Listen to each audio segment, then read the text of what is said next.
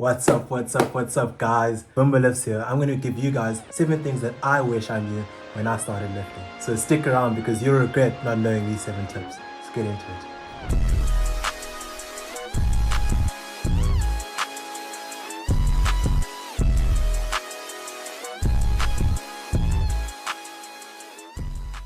"2020, the pandemic just hit.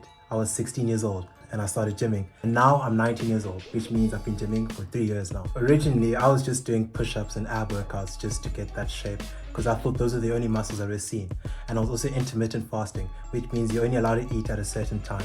For me personally, I used to intermittent fast and only eat at nighttime. I was taking advice from other gym YouTubers which were telling me that abs are made in the kitchen, which is partially true, but that is not the full truth. But in my case, I was already a skinny guy and I still was not seeing my abs, which means my abs were very underdeveloped. Now I'm going to tell you the 7 tips that I wish I knew when I started gymming. Number 1, having a training split.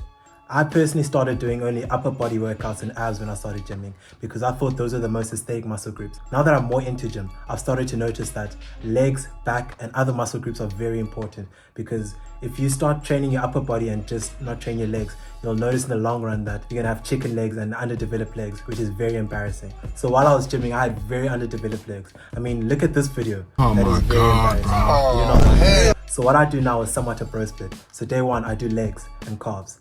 Day 2, I'll do chest and triceps. Day 3, I'll do back and abs. Day 4, I'll do shoulders and biceps. And then day 5, I take a rest. And then I repeat that whole process over and over again. You don't need to be overtraining your muscles because in that case, you'll be doing more harm than you're doing good. Number 2, you do not need steroids to build a respectable physique. When I started lifting, I was very against steroid use. It was to the point where I didn't even want to see someone that was on steroids because to me, it felt like it was against your morals. Over time, I've noticed that everyone that has gym content on the internet is either on steroids or some other performance enhancing drug. At this point, we're running out of people to look up to. Everyone is joining the so-called dark side. I believe society is normalizing way too many things that are very detrimental to our health. For example, obesity, and in this case, steroids. Besides the physical effects of steroids, there's still the mental aspect of steroids, which can be very detrimental to your brain. People are getting bashed every day for being against steroids on the internet. But I'm going to tell you the honest truth. If you go on steroids, you're going to ruin your health. You're going to ruin how you see life. Everything you see will be different. It just will ruin you and change you as a person. You could become infertile and not produce the hormones that you're supposed to produce. 90% of the people that do take steroids end up regretting it and being depressed about it. And once they want to go off the steroids, they lose all that muscle that they had and it just makes a whole cycle of being depressed. So what I'm saying is rather go the natural route. Take creatine or protein powder or both. I personally take creatine and I feel like it's given me a very decent physique. Some people would even consider it a respectable physique. So don't be compelled to take steroids because it's not a normal thing. Although it looks like it's a normal thing, everyone is taking it nowadays. Don't do it because it's very detrimental to your health. No matter how much you want to be the biggest and strongest person in the world, that is not possible. No matter how much steroids you take. Not even C-Bum is the biggest and strongest person in the world. There will always be someone that is bigger than you. So if you keep comparing yourself to other people, you will never be happy in life. Just be happy with the progress that you have made. Some people are aware of the negative aspects of taking steroids.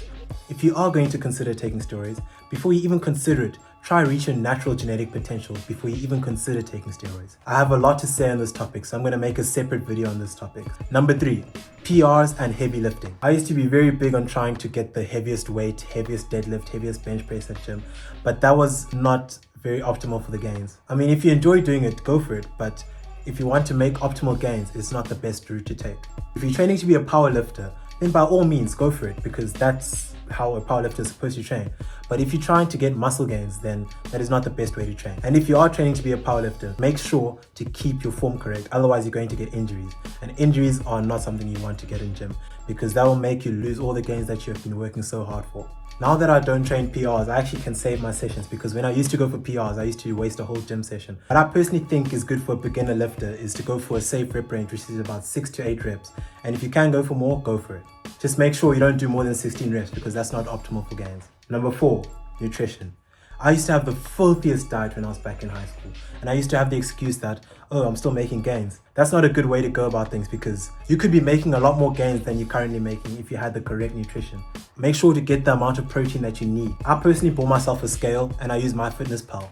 MyFitnessPal is a very good app to track your calories and to track how much protein you're getting. I know weighing your food and stuff can be very complicated and very time consuming. So another easier way to go about it is to just try hit your protein goals and not worrying about calories.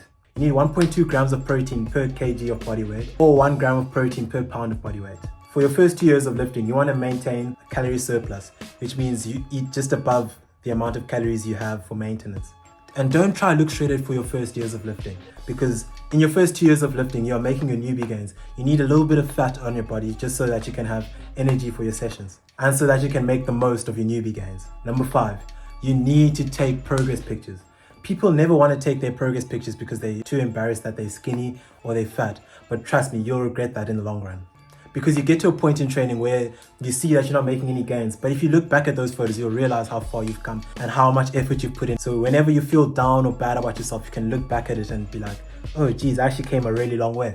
Remember, you're competing against yourself. Don't compare yourself to people that are on steroids, that are on social media, because you'll never get to their level. Let's just be honest here. So just keep pushing and try and better yourself every day and try and reap the rewards every single day. Number 6, drinking water. I used to drink about 500 milliliters a day and wonder why I would be suffering at gym. As you exercise, your body releases water in the form of sweat and it evaporates from your skin. You need to be drinking water before, during, and after your gym sessions to replace the fluid that your body loses. This will help you be able to maintain your normal body function and you'll be able to perform at the best level that you can for yourself at the gym.